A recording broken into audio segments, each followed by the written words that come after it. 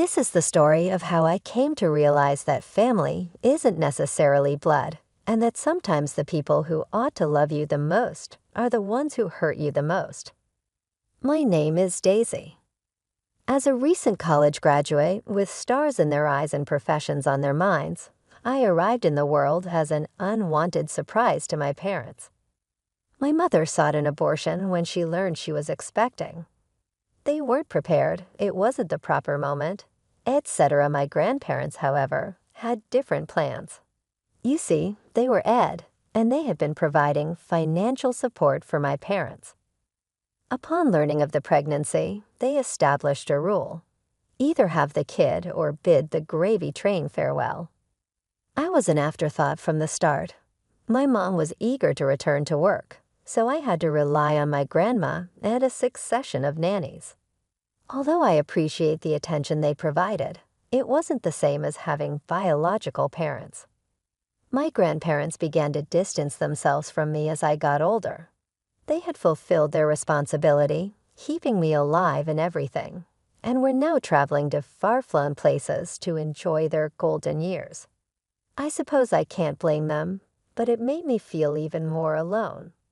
I was basically rearing myself by the time I was 7 years old. I was able to prepare simple meals, wash my own clothes, and get ready for school. It was my usual, but it wasn't ideal. Then everything was different. My mother became pregnant once again. It was different this time. My parents were eager and prepared. They believed that after making a reputation for themselves and moving up the business ladder, they could now afford to have children. It felt like the sun had finally risen in our home when my sister was born. Cooing and fawning over her as if she were made of gold, my folks were ecstatic. I was forced into the darkness even more. The disparity in our treatment became increasingly apparent over the years. Toys, clothes, and attention were all given to my sister. She obtained what she desired. If she did something wrong, it was dismissed with a kids will be kids attitude and a giggle. Me, I discovered how to avoid making requests. I used what I had and wore hand-me-downs. If I made a mistake, I would be disappointed and given responsibility lectures. Please understand that we were by no means impoverished. Both of my parents were doing quite well. However, they saw me as already mature and self-sufficient. My sister needed the money more than I did, so why spend it on me? I gave my studies my all attention. I would have their respect if I couldn't have their affection. I joined every group I could, maintained my good grades, and avoided problems, yet it was never enough. When I gave them my report card, they would nod absently before returning their attention to my sister's finger-painting masterpiece. When high school finally arrived, I was eagerly awaiting my departure. I applied to universities covertly, keeping my parents in the dark until I was admitted. After being accepted into one of the top universities, I quietly packed my stuff and departed. They didn't realize I was gone for 3 entire days. Even so, it was only because my mother insisted on having some yogurt. Her voice seemed informal when she phoned, as if she were inquiring about the weather. "Daisy, could you pick up some low-calorie yogurt from the health food store on your way home?" It nearly made me chuckle. She was just interested in yogurt, and here I was, beginning a new chapter in my life. I tried to speak steadily as I said, "Mom, I'm not at home. I spent the last 3 days in college. I reside in the residence halls." The other end was silent for a minute. As she tried to digest this knowledge, I could practically hear the gears spinning in her mind. Then, with no trace of regret or worry, she added, "Oh, well, you'll have to stay in a hotel if you return. Your sister now has your room." Although college life was exciting, finances were tight. My grandparents, bless them, provided me with financial assistance, even if my parents did not. Regularly, they sent me tiny amounts, enough to keep me afloat. Even though it wasn't much, The idea that someone in my family genuinely cared meant more to me than the money. During our few phone conversations, my grandma would remark, "Daisy, dear, we're so proud of you. You concentrate on your schoolwork, okay. Put all other worries aside." To my soul, those words were like a balm. Determined not to disappoint them, I pushed myself back into my studies with newfound zest. I was adamant about doing well in my classes. Therefore, I was unable to work part-time like many of my peers. I thus made every cent matter, lived mostly on ramen, and squeezed pennies. Life back home went on without me in the meanwhile. The golden kid, my sister, was having academic difficulties. My folks didn't really care. They made allowances for all of her mistakes, hired the greatest instructors money could buy, and lavished her with praise for even the smallest progress.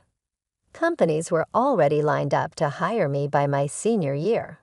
My instructors praised me. I received several job offers because my resume was flawless. However, none of them felt really correct. I desired more. I wanted to demonstrate to myself that I could succeed on my own terms, and perhaps even to my family. I thus took a risk. I submitted an application to a prominent European multinational corporation. Though it seemed unlikely, I reasoned. I had nothing to lose. I almost passed out when I received the email of admission. This was my pass to a new life and a new beginning. In the crowd, my grandparents were smiling with pride as I graduated with honors. My folks, a generic card of congratulations was delivered. That wasn't even anything my sister bothered about. I didn't care, though. I had outlived my need for their acceptance. I considered contacting my parents to bid them farewell as I prepared to go for Europe. Ultimately, I chose not to. What might be said? They had made it apparent how important I was to them. Rather, I gave my grandparents a firm embrace and made a commitment to write and contact frequently. Everything I had dreamed for and more was life in Europe. I would occasionally phone my parents. I suppose old habits die hard. However, every discussion was like pulling teeth. Always too busy or preoccupied to engage in meaningful conversation, they would respond in monosyllabic terms, and they didn't call me at all. Then I got to know Marco. He worked in marketing and had a smile that could light up a room. He was charming and witty. We were co-workers at first, then friends, and before I knew it, we were in love. I didn't think twice when Marco proposed to me on a Patano beach in the moonlight. We made the decision to get married in Italy. One evening, while we were going over wedding arrangements, Marco suggested we should go tell your parents in person and appropriately invite them. It's the proper course of action. Thus, equipped with wedding invites and optimism, foolish hope, as it turned out, we took a plane back to the United States. It was obvious we weren't welcome as soon as we entered the house where I grew up. My parents were aloof and preoccupied. They hardly recognized our news and hardly gave Marco a glance. My mother looked at her phone and remarked, "Oh, that's nice." However, we're quite busy. We are managing the renovations at your sister's new flat, which requires some work. It was a long, unpleasant week that we spent there. My sister's new house was where my parents were most of the time. However, my sister, she was there, constantly observing, always present. I saw the flutter of her eyelashes and the sly smirk as she gazed at Marco. My stomach turned over. One evening, she stated, "Marco, I would really like your opinion on the color scheme for my bedroom. Would you mind coming up and having a look?" I could see Marco's uneasiness. I interrupted him, but I don't believe he began. "Enough of that," I said at my sister. "Get out of his way. He's my fiancé." She pressed her features into a pout. She complained I was just being friendly. "Daisy, you're so self-centered. Everything is something you always want for yourself. She probably rushed off to scream in front of our parents. And sure enough, my mother appeared with a thunder-like expression about 5 minutes later. She screamed, "How dare you talk to your sister like that? After everything we have done for you." I let out a rough, sour laugh. "What have you done for me? Isn't that a joke? All you've done in your life is neglect me." However, it was pointless. I would always be the bad guy, the undesired kid who dared to have more in their eyes. I made a choice that night while Marco and I laid in bed at a neighboring hotel, because, of course, my sister now uses my former room as a home gym. "Let's head home," I said. "Go back to Italy." I no longer call this place my home.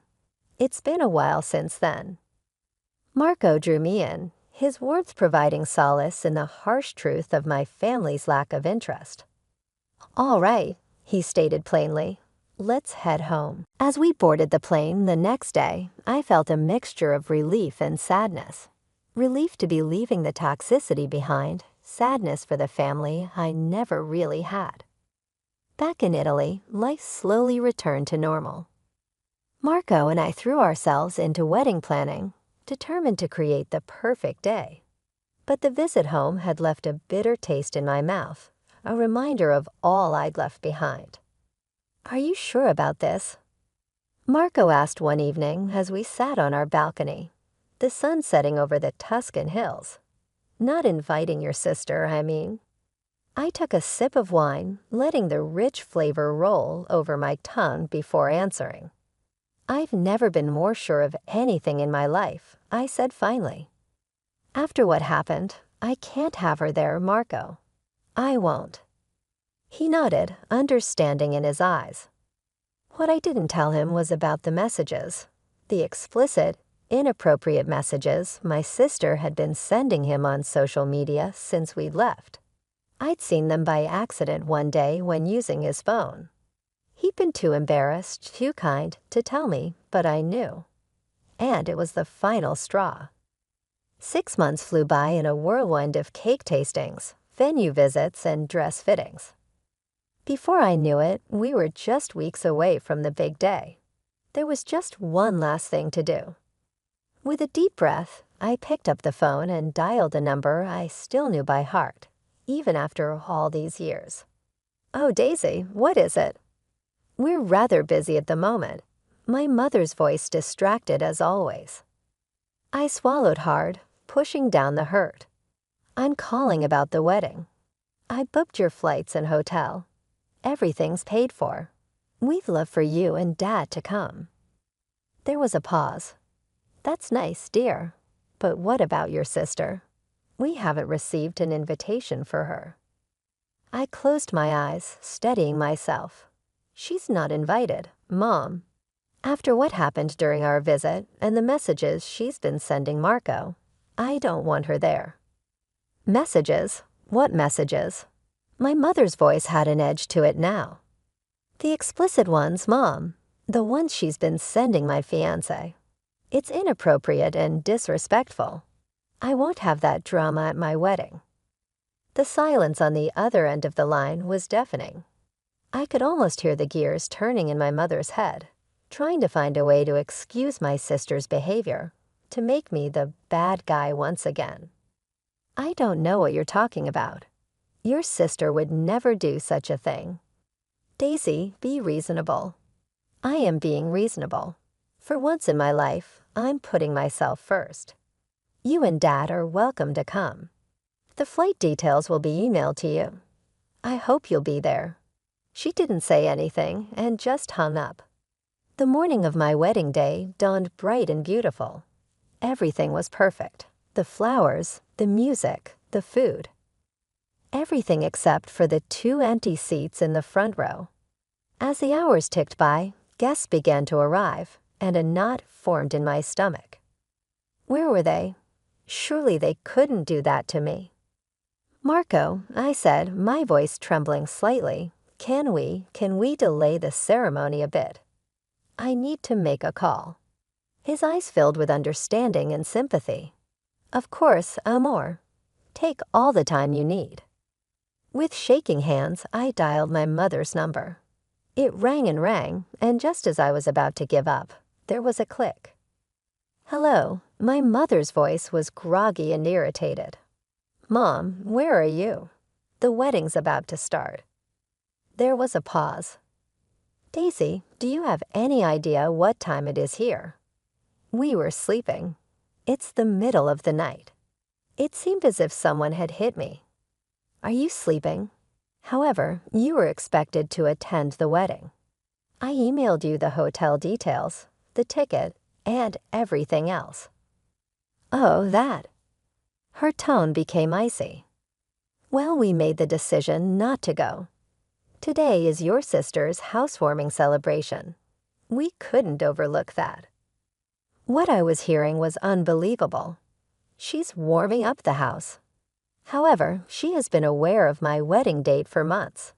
She scheduled it for today, but why? Daisy, don't be self-centered. You are not the center of the planet. In addition, Toifu had invited your sister, as you ought to have. How could you expect us to attend one daughter's celebration, but not the other, Mom? With a harsh voice, I interrupted her. After what she did, you know why I didn't invite her. Daisy, that's all in your brain. Such an action would never be taken by your sister. You've always tried to make her appear terrible because you're envious of her. I let out a sour laugh. Are you jealous? Do you believe this is about that? God, Mom, do you even hear yourself? Young woman, don't take things personally. You are to blame for this. I have no interest in your sister's party. For her, I completed. My wedding is obviously none of yours too. Mom, goodbye. Have fun at the celebration. Before she could reply, I hung up, my hands trembling, but my will unwavering. I took a big breath, looked in the mirror, and decided what to do. I thus went down the aisle by myself, without a mother to weep or a father to give me away. But I knew I didn't need them when I saw Marco standing there, his eyes full of love. Everything I required was in this place.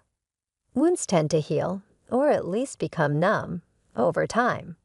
Together, Marco and I created a successful, loving, and humorous existence.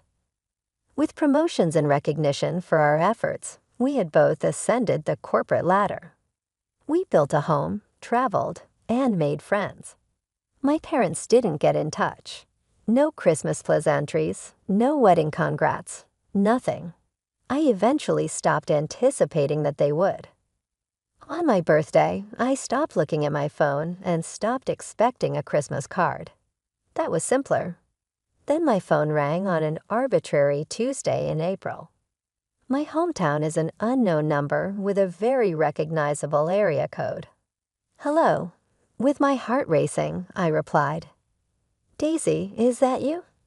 Compared to my memory, my mother's voice seemed older and more worn out. Daisy, we need your help. The tale was thereafter released. My parents' employer, for which they had given up everything, including their connection with me, had filed for bankruptcy. They had no funds to fall back on and were unemployed. As my mother added, we've always lived well. You know that. There was a hint of desperation in there. We need assistance, even though we acknowledge that we haven't been good parents to you. Please. I closed my eyes, feeling a mixture of contradictory emotions. Sadness for their predicament, anger at how they had been treated in the past, satisfaction at their retribution, and a little treacherous glimmer of hope. This could have been it. Perhaps this was the first time they would notice and appreciate me. Okay, I eventually said, I'll assist. How much do you require? I winced at the sum she stated, but I could pay it. After all, Marco and I had done well for ourselves. With a range of emotions churning in my chest, I made the transfer right away. I informed her, it's done. The money should be in your account soon. The pattern persisted throughout the ensuing months. There will be constant requests for money in the text messages. The demands were regular, but the emails had shrunk, and I foolishly sent the money each time. Marco discovered me looking at my phone with a regretful smile on my face following one of these transactions. Gently he inquired, "They asked for money again." I gave a nod, and I mailed it again. God, when did I become such a sucker? Marco put his arm over my shoulders as he sat next to me. Amor, you're not a sucker. You're nice. It's not your fault that they are unable to recognize their wonderful daughter. On a quiet Sunday afternoon, my world began to tilt once more. I had a cup of coffee and was aimlessly browsing Facebook when I was struck by a picture. My parents were relaxing by a pool at what was obviously a very nice resort, looking comfortable and tanned, sipping drinks. As I clicked through additional pictures, my fingers trembled. They appeared to be enjoying their best lives, dining at a restaurant with a Michelin star, and standing in front of an opulent spa, as if they had stopped pleading with me for money months ago. I browsed to my sister's page with increasing dread. What I witnessed there chilled my blood. She is shown in several pictures in upscale bars with fancy shopping bags stacked around her and a brand new sports vehicle. Additionally, the subtitles read, "The world's greatest parents have given me yet another incredible gift. I am fortunate to be the only child. I'm really fortunate to have parents that will stop at nothing to help me. Proud yet spoiled. Nothing but the best for our little princess, and you deserve it all, sweetheart," were among the comments left by my parents, who liked every post. I was ill. The phone fell to the ground with a clatter as it slid from my shaking fingers. How were they able to? Dare they? Just like clockwork, my phone began to ring. They were the ones. I took a long breath before responding. "Daisy, dear," my mother said in a falsely lovely voice. "We wanted to know when the next transfer might be sent. You know, life has been really difficult. We're considering remodeling the house. It has become so dismal and aged." Something inside of me jerked. How could you? I seen the pictures, Mom, the resort, the dining options, and the presents for my sister. After a break, my mother's voice became icy. "Listen to me now.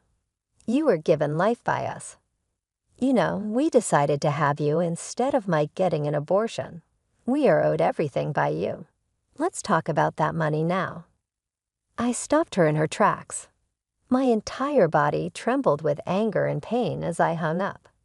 Immediately, the phone began to ring repeatedly. The inundation of texts alternated between demands and guilt trips. I switched off the phone. My parents kept calling and messaging throughout the course of the following few weeks, first requesting money, then begging, and then threatening. I chose to disregard it all. I disconnected all of their communication channels, disabled their phone numbers, and unfriended them on social media. It wasn't simple. There were times when I felt guilty or doubtful, but whenever I faltered, I thought back to those pictures, those remarks, and the hurtful things my mother had said to me. As the years went by, life kept changing. In Europe, Marco and I had established a prosperous life. However, we felt compelled to return to the United States. Perhaps it was nostalgia, or perhaps it was the need to have our own family in a place we knew well. We decided to go back to my hometown for any reason. We immediately adapted to our new life, which included a charming home in a peaceful area, exciting and challenging prestigious employment, and plans for the family we planned to have soon. Everything seemed to be coming together at last. I found out about the significant change in my estranged family's life one day while enjoying coffee with an old school acquaintance. With gossip-filled eyes, my acquaintance remarked, "Did you hear about your sister's party?" I shook my head, preparing for the next move. And it was wild, she added. She smoked in bed and fell asleep after everyone had left. The entire home caught fire. Daisy totally demolished the home, but your sister managed to escape. I sat in disbelief. Due to my sister's negligence, the home where I grew up, the site of countless contradictory memories, was turned to ashes. My pal went on to say, "That's not even the worst part. It appears that your parents let the insurance to expire. They've lost everything." I experienced a brief moment of satisfaction, which was soon followed by shame for having such feelings. Mostly, though, I felt nothing. I had made my decision, and they had made theirs. Life continued. Marco and I concentrated on our future, our homes, and our jobs. Then all changed on a bright Saturday morning when there was a knock on the door. My parents were right there when I opened it. They appeared aged and worn out. The expensive clothing and immaculately styled hair had vanished, to be replaced with antiquated, scruffy attire and disheveled, graying hair. My mother murmured, "Daisy," in a shaky voice, "We need your help." I stood still as they told me their story of misery. Living in a small rental flat, having no funds, having no parental assistance, and being unable to obtain employment at their age. "And your sister," my father continued in a resentful tone. "We requested to remain in the apartment we purchased for her. She told us she didn't have space for elderly folks and threw us out. The absurdity of the golden child betraying them, just as they had betrayed me, made me want to laugh. But as I saw their frantic expressions, the laugh left my throat. "Please, Daisy," said my mother. "There is nowhere else for us to go. Our only hope is you." I was tempted for a second. The part of me that had always yearned for their affection and acceptance wanted to open the door and let them in. Then my mother continued, "You owe us this," in a tone that changed from begging to demanding. "I could have aborted you after all. Your life is owed to us." The magic was broken in an instant. A sense of peace descended upon me, a conviction I had never experienced before. "No," I answered in a calm, firm voice. "I owe you nothing at all. Not for having me, not for neglecting me for years, nor for repeatedly picking my sister above me. Your decisions were your own. You must now coexist with them. I'm asking you to go now. I'll contact the cops if you don't." I resisted my father's attempt to go forward. "I mean it," I acknowledged. "Leave now and don't come back." Threats and obscenities were hurled as they departed. When the tears eventually came, they were tears of relief and closure rather than regret or grief, so I leaned against the door and closed it. I gave my grandparents a call that evening. Even though they were far away, they had always supported me. As I told them the entire tale, they listened and offered consolation and encouragement. The words "you did the right thing, Daisy" were spoken by my grandma. You can't set yourself on fire to keep others warm, especially those who wouldn't even notice if you burned. I had a wave of calm as I hung up the phone. I had cut the remaining connections to my poisonous past. Before me, the future loomed bright and full of opportunities.